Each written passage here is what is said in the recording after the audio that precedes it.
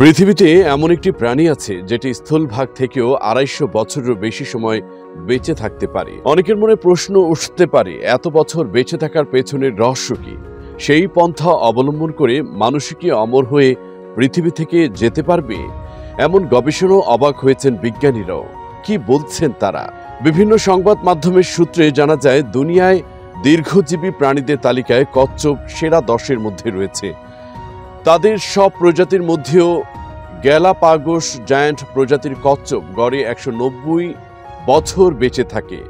আর দক্ষিণ আটলান্টিক মহাসাগরে Saint Helena দ্বীপের জনাথন নামের কচ্ছপের প্রজাতি ১৮৫ বছর বাঁচে।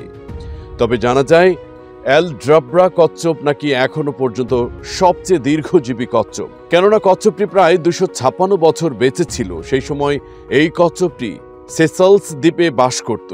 আর এটির উপর অনেক গবেষণা করা হয়েছিল। আর সেই গবেষণার পরই কচ্ছপের দীর্ঘায়ু সম্পর্কিত অনেক গুরুত্বপূর্ণ বিষয় সামনে আসে। এবার কচ্ছপের এমন দীর্ঘায়ু রহস্য উন্মোচনে তথ্য মিলে।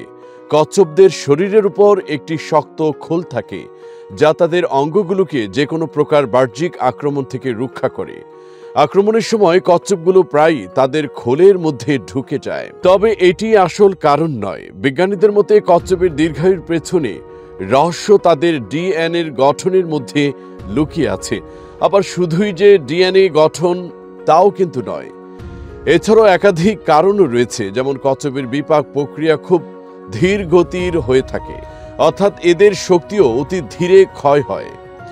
সেই ১৯০৮ সালে এক জার্মান শরীরবৃত্তাবিদ প্রাণীর আয়ু নিয়ে একটা সূত্র উপস্থাপন করেছিলেন, যেখানে বলা হয়েছিল প্রাণীর বিপাক প্রক্রিয়া যত দ্রুত তার আয়ু তত কম। গত শতাব্দীতে এটা নিয়ে অনেক বিজ্ঞানী মাথা ঘামিয়েছেন। অনেকেরই দাবি এই সূত্র বা যুক্তি আমলে নেওয়ার মতো নয়, তাই এই সূত্রে আস্থা রাখেনি অনেকেই।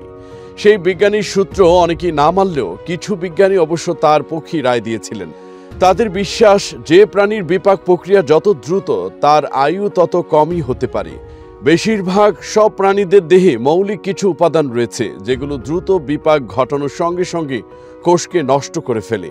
তাই সেই বিপাক প্রক্রিয়াই প্রাণীর প্রাণহানির জন্য দায়ী হতে পারে।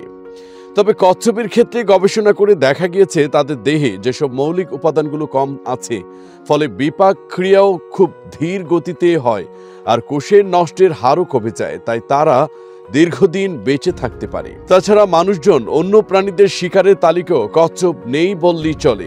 একে তো আকারে কিম্মুৎকিমার, তার উপর পিঠের উপরে বর্ম, তাই এদের দেখলে ভীষণ ক্ষুধার্ত শিকারী প্রাণীও অরুচিতে ভোগে। এদিকে কারো কুনজর নেই বলে দৈত্যকার কচ্ছপগুলোর বংশ রক্ষা নিয়ে দুশ্চিন্তাও নেই। ২৫৬ বছর বেঁচে থাকা আলড্রাভা কচ্ছপের উপর করা একটি গবেষণায় দেখা গিয়েছে যে বিপাক প্রক্রিয়া ও ভালো ধীর গতিতে হওয়ার কারণে তার শরীরে কোনো সমস্যা ছাড়াই সে এত বছর জীবিত ছিল। সারা বিশ্বে আরও অনেক প্রজাতির কচ্ছপ পাওয়া যায়, যারা ১০০ বছরেরও বেশি সময় বেঁচে থাকে। কিন্তু মজার ব্যাপার হলো, প্রজননের ব্যাপারে তরুণ কচ্ছপেরা নাকি মূল ভূমিকা রাখে।